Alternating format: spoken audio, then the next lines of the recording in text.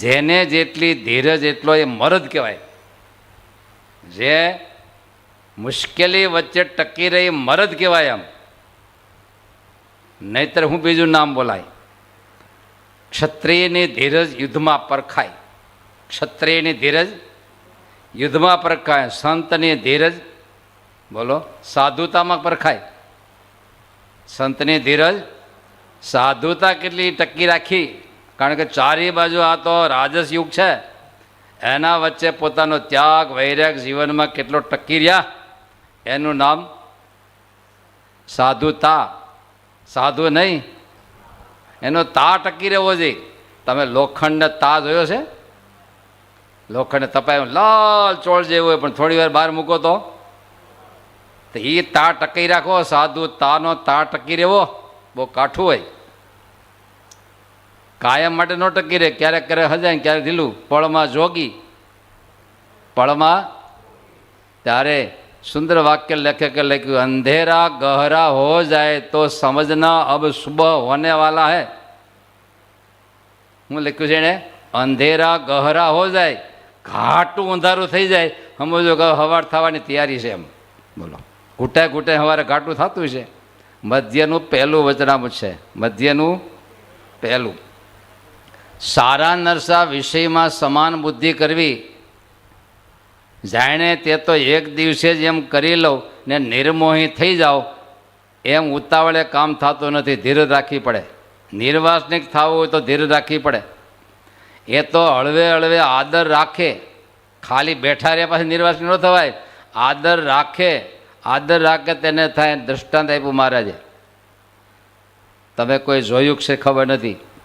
કૂવાના કાંઠા ઉપર પથ્થરો નાખ્યો હોય, તેમાં પાણી સીધતા સીધતા દોડી નરમ હોય તો પણ ઘણે કાળે કરીને પાણામાં કાપો પાડે છે. લોઢાની હાકળે ખેંચવા મળે તો એવો કાપો ન પડે. સૂતરની દોરડી પથ્થરમાં કાપો પાડી દે. નિત્ય બળ્યું બોલો.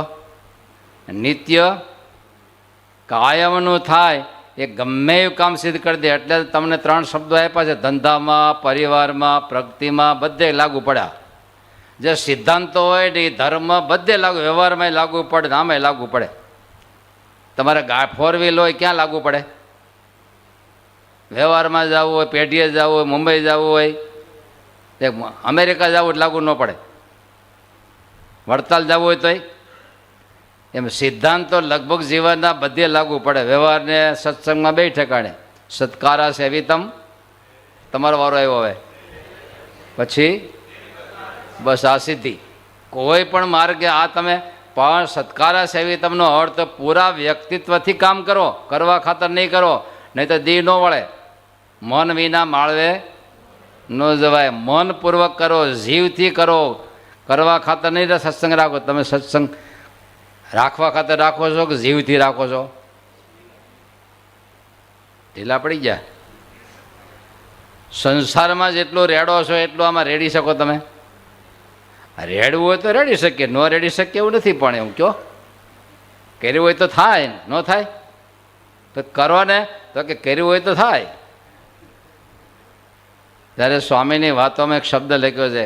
ઘણા કહે છે આ કેદુના વાતો સાંભળીએ છીએ, કેમ કાંઈ નિર્વાસનિક પણ બ્રહ્મરૂપ થવાતું નથી. બોલો કેદુના વાતો સાંભળીએ છીએ,